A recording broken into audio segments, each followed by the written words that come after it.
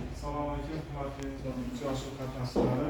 Bugun biz Agrobank filialida tadbirkorlar bilan uchrashuvimiz bor. Beraber 3 martadan grafik asosida uchrashuv o'tkazamiz.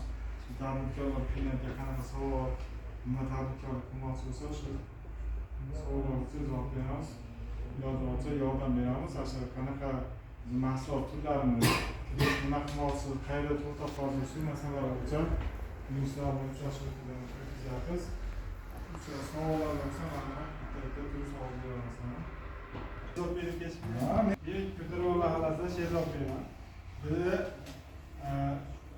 dadam nomidan shu yerda omonat qo'yilgan. Omonat bor, qanchadir miqdorda. Men shu 50 million kredit olmoqchiman o'zimning nomimga. Lekin dadam nomida bu yerda omonati bor. Menga berilgan kafel shu yerga 1 milliard yana omonat qo'ygan. Bizga 50 million chiqarib beriladimi yo yo'qmi? Men nomimda shu 13 million so'm kredit bor, uni to'lab olyapman vaqtida. Siz hozir ishlaysizmi, ishlamaysizmi? Men hozirda ishsizman.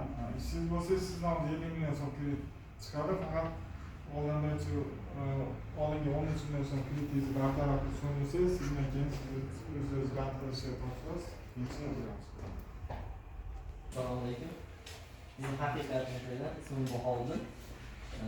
Uyda kichkina sex tashkil qilganman.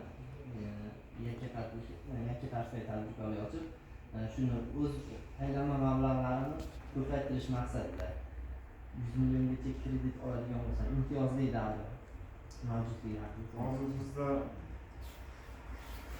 100 million so'm prezidentlarning huquqiy qaroriga asosan kreditlarimiz bor. 5 yilga beriladi, 2 yil imtiyozli davr bilan 3 yil qaytarish bilan beriladi.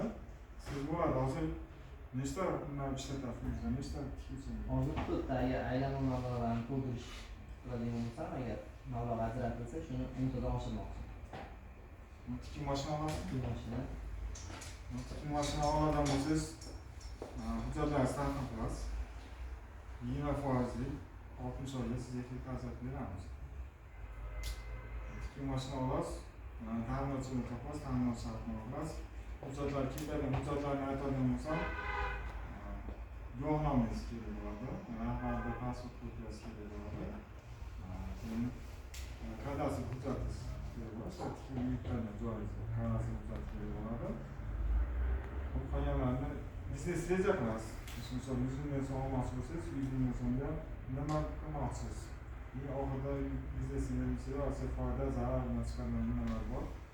Emchizi bo'lgansa sizda nima so'raydi? Buxgalteriya balansi, moliya natijasi siz yatibda bo'lsangiz, yatibdagi shartnomasi bor. Shartnoma hujjatlar qilsangiz